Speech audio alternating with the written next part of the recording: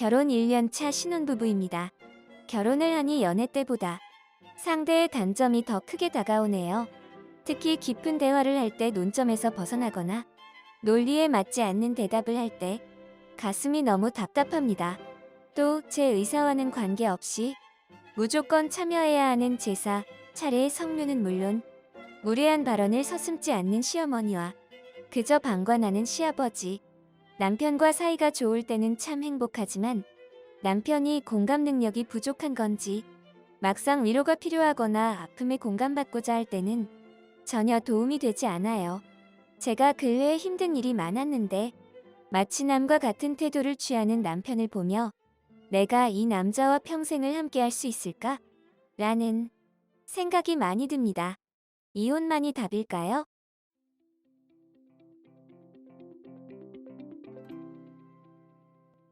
누구와 함께 산다는 것은 이미 문제를 내포하고 있는 겁니다. 그러니까 우리가 누구와 결혼을 해서 함께 산다는 것은 행복하기 위한 것이지만, 한마디로 다르게 얘기를 한다면 행복 안에는 불행도 같이 포함되어 있다는 겁니다. 불행이라고 하기보다는 어떤 문제가 같이 포함되어 있는 거죠. 갈등 상황이 포함되어 있는 거죠. 혼자서도 계속 행복할 수 있으면 결혼을 하지 않았겠죠. 두 사람이 함께 있는 게 더 좋고 행복하니까 아마 결혼을 하셨을 텐데, 누구라도 다 그랬을 텐데, 결국은 서로 다른 두 사람이 함께 산다면 문제라는 것은 불가피합니다. 그러니까 처음부터 결혼할 때 나는 좋은 점만 보고 결혼하는 게 아니라 이 사람과 어떤 갈등을 겪을 수 있겠다라고 생각하고 결혼을 하셔야 된다는 거죠. 그리고 그런 갈등 상황을 결혼하기 전에 미리 겪어보는 것이 좋습니다. 그래서 문제 상황에서 이 사람이 그 문제를 얼마나 지혜롭게 해결해 나가는지, 학벌이 막 이렇게 굉장히 좋다고 꼭 이런 상황을 지혜롭게 해결하는 것은 아닌 것 같아요. 학벌과 관계없이 어떤 어려운 문제를 만났을 때 상대를 배려하고 주변 상황을 함께 고려하는 이런 것들은 지혜라고도 할 수 있고, 어쩌면 그 사람의 성품이라고 할 수도 있습니다. 그래서 서로 성격이 맞지 않는데 지금처럼 앞으로 결혼 생활을 잘 유지하기는 매우 쉽지 않을 것이라고 봅니다. 남자분은 시댁 식구들만 챙기고 아내를 배려하지 않는다라든지, 좋은 일이 생겼을 때는 뭐 큰 문제가 없고 좋지만 갈등 상황이라든지 문제가 생겼을 때는 전혀 위로를 받지 못하고 격려받지 못한다. 그러면 사실은 이것만 그대로 본다면 함께 결혼 상황을 유지할 이유가 없는 것이죠. 그렇게 좋은 때가 얼마나 되며 또 갈등 없이 살 수 있는 시간이 1년에 몇 주나 될까요? 결혼 생활 내내 그렇게 갈등 상황이 없고 문제가 없으리라는 기대는 꿈도 꾸지 않는 게 좋습니다. 근데 매번 그런 갈등 상황마다 아내의 전혀 위로나 지지가 되지 못하고 시댁 편만 든다든지, 시댁 식구 자체는 문제가 아닙니다.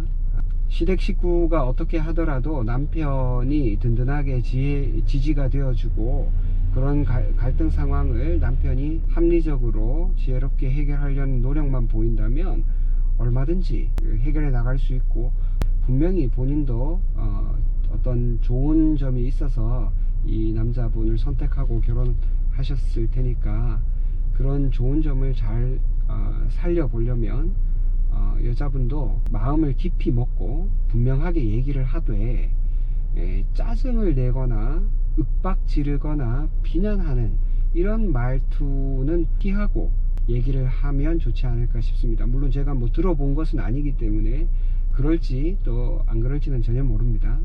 그렇지만 이제 대화를 할 때 상대방을 압박하거나 비난하거나 모든 책임이 상대에게 있다는 것처럼 이렇게 말을 시작을 하면 어느 누구라도 말을 잘 듣지 않습니다. 그럴 때 남자는 거의 짐승이 됩니다.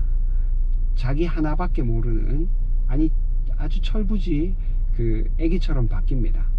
그러니까 남편에게 고마운 점을 충분히 얘기하고, 그 다음에 남편의 좋았던 점을 또 충분히 얘기해서 상대가 나의 그 지적이나 개선하려는 이런 방향에 대해서 동의할 수 있는 분위기를 만들어야 됩니다. 첫 번째는 남편의 좋은 점, 감사한 점, 칭찬해야 될 점, 이런 것들을 최소한 5번에서 10번.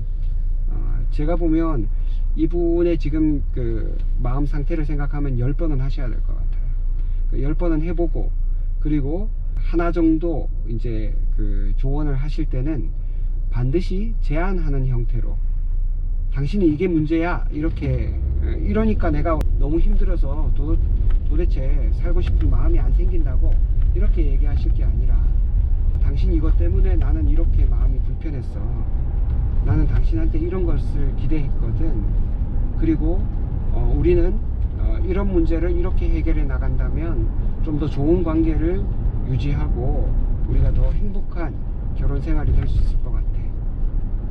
이거 쉽지 않습니다.